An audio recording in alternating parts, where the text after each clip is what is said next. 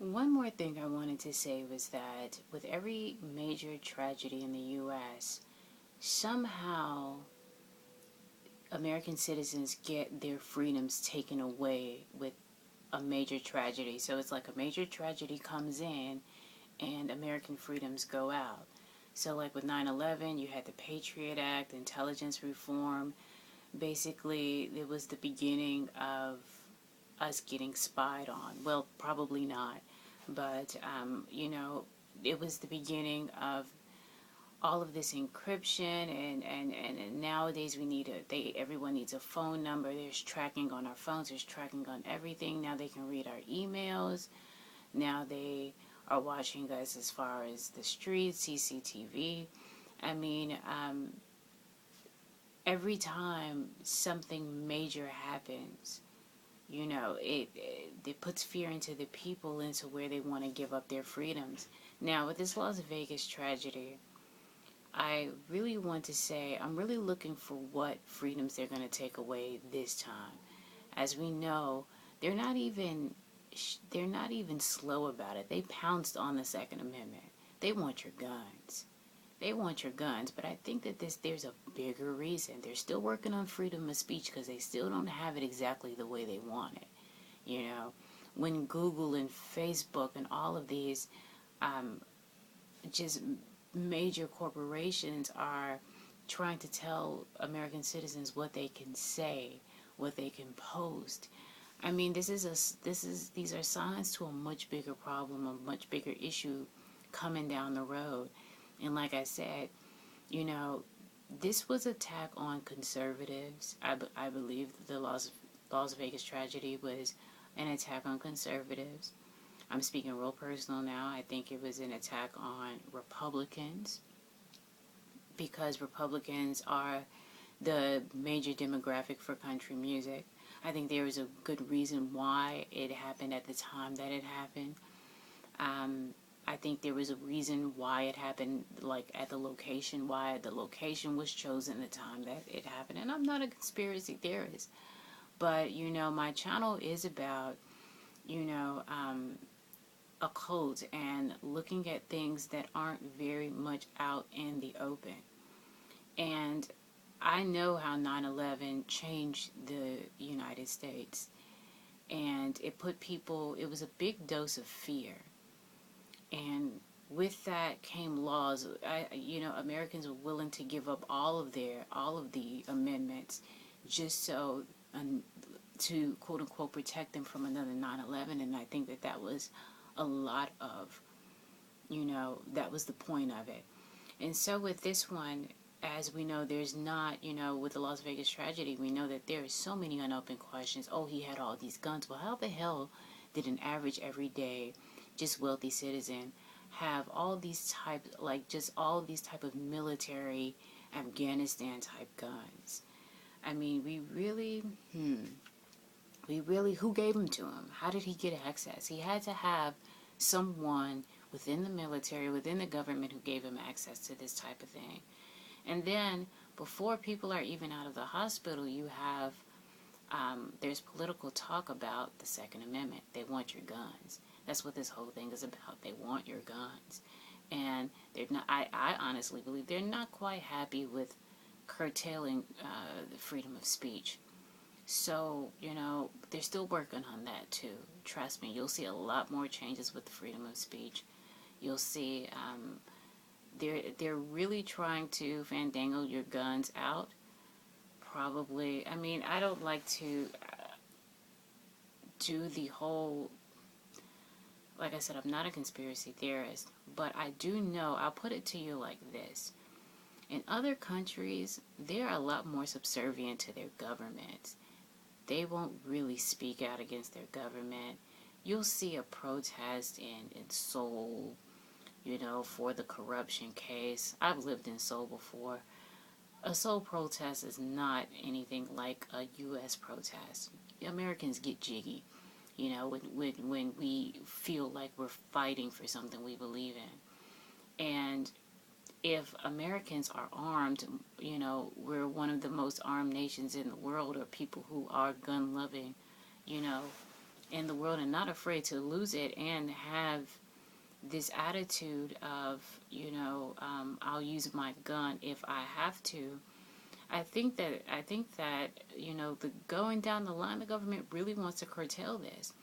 There's a lot of similarities around the world, and having, I hate to say this, one global nation.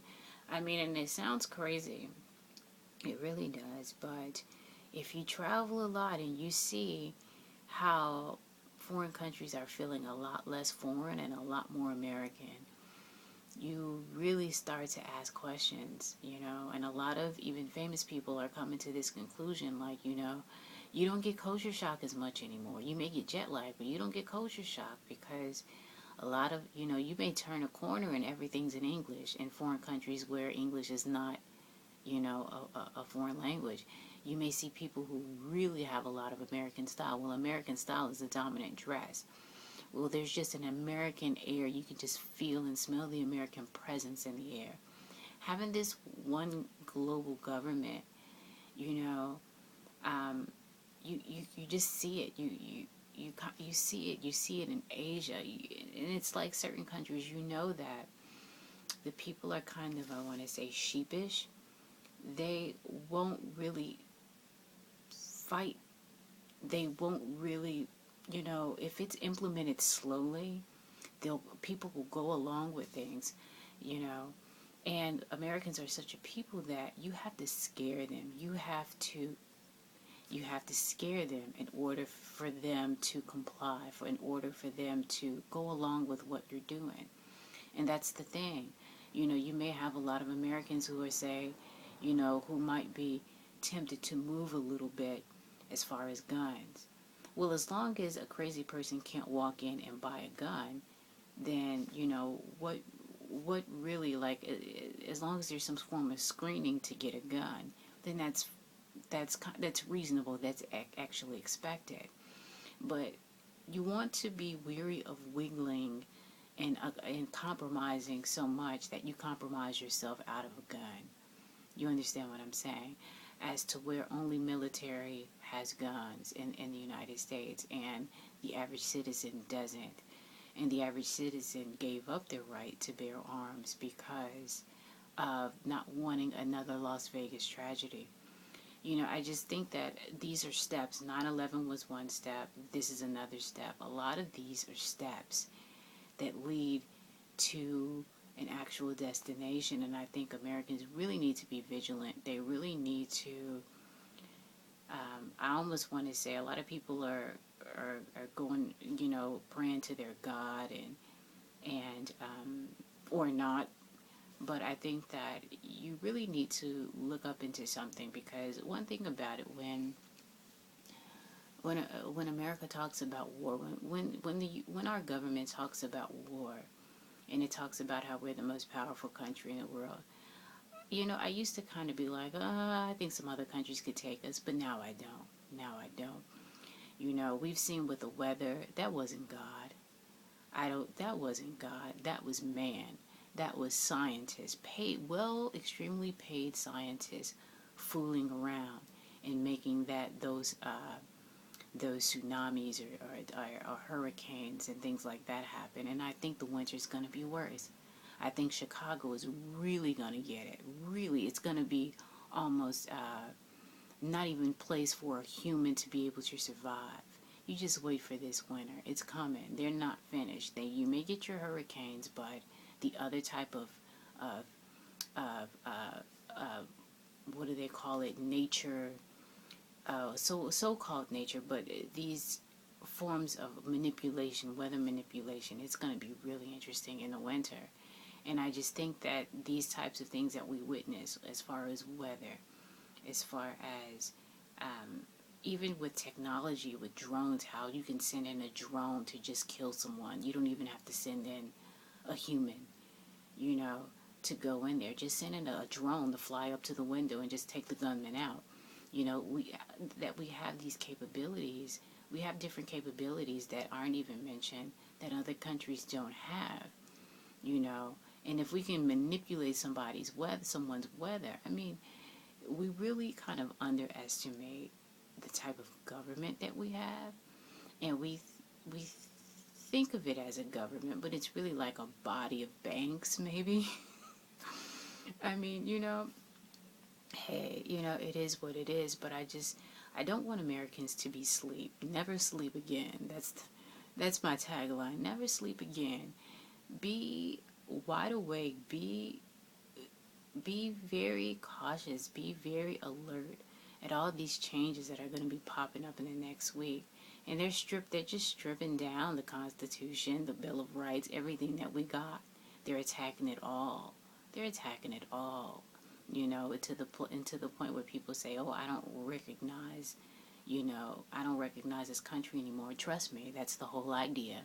They don't want you to recognize it. They're going to build something totally different. And I really think that, Republicans are the most awake. Republicans are the most conservative. They're trying to conserve America and what it stands for.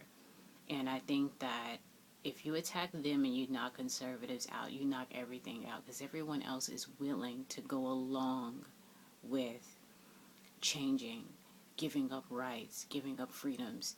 Everyone else is in pawn mode.